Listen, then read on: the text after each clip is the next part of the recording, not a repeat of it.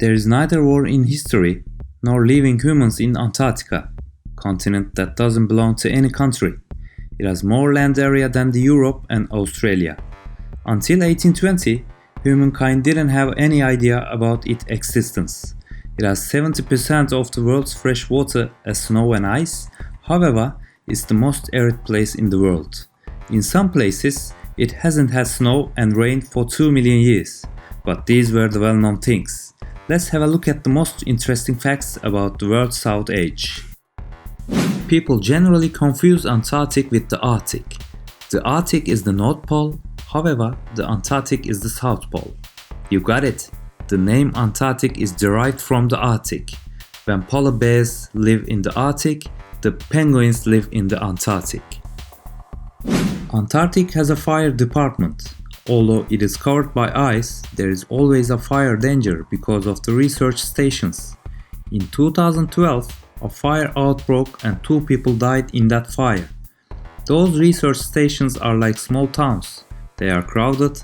They also have heavy machines. In addition, so many chemicals and inflammables are used there. The fire department of Antarctic has special equipment that prevents freezing the pressurized water.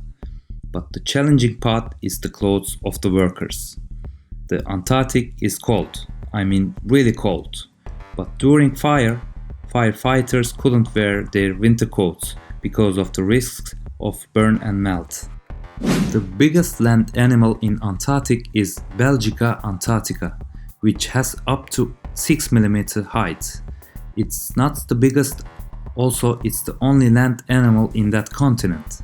Apart from the land, there are a lot of sea animals live in Antarctic. Some can land, like seal, they actually live in the sea. Belgica antarctica is a species of flightless midge, lives in the land and they are completely survivors. They can live although their body liquid is freezed, also without oxygen for 2 to 4 weeks. The North Pole is melting with the global warming. As a result, its global resources are reachable and convenient to get. Countries are interested in these resources. You know, when Donald Trump was the president of the United States, he wanted to buy Greenland from Denmark. In Antarctic, it is forbidden to do mining with the common judgment of countries. At first, some countries were the opposite, but in 1998, Antarctic declared the natural reserve dedicated to science and peace with Madrid Protocol. But this protocol is for 50 years and it will end in 2048. Researchers found a 106-year-old fruitcake at Cape Adar Peninsula in 2017.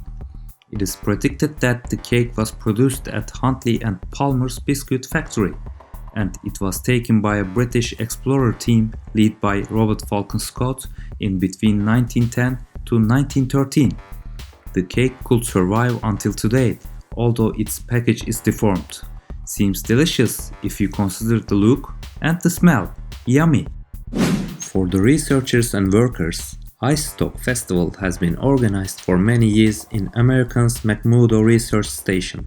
Metallica performed in this festival in 2013, and this makes them the first band that performed across 7 continents.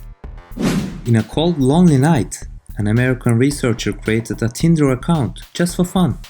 He is curious about if a woman exists in ice-covered infinite lands. He didn't find anybody at first try, then he extended the search area and finally he found a female user, which was 45 minutes helicopter ride away from him. He swiped right and they matched in a short time. This was the first Tinder match in Antarctica. You don't have to be a scientist if you want to work at Antarctic. You can be accepted if you are an unqualified person. There are some workers needed to work as cleaner or clerk at grocery store. On the other hand, you could apply as a chef or postman. Long working hours is the thing here, so the people who want to work here should consider the work hours. The stations want workers to be efficient because of lack of social life and limited resources. Chilean people are eager to work at their station by the reason of high salary. A Chilean can earn 4 times much than work in Chile. 10 people were born in Antarctica until today. Argentinian Emilio Marco Palma, born in January 7, 1978, is the first. But there is a political strategy behind the birth of Palma. His father Jorge Palma was a captain in Esperanza, which is the station of Argentina. When his wife Silvia was 7 months pregnant, she was sent to the station by the government and she gave birth in Antarctica. With this strategy, Argentina planned to claim dominance. Today, Emilio Marco Palma lives an ordinary life with approximately 200 followers in Instagram. First explorers of Antarctica brought dogs to pull sledges. They had been used for this reason until they were banned in 1994. This decision was made by the reason of the risks of dogs to carrying illness and their biological balance. While it is far from the rest of the world and only duty holders live in Antarctica, there is no internet infrastructure. The internet can be reachable via satellites, but it's very limited and used for scientific purposes. Digital media platforms such as Netflix and YouTube or game platforms such as Steam have no access. The biggest activity for the researchers is learning new languages. People from different countries teach their own language to other nations' people.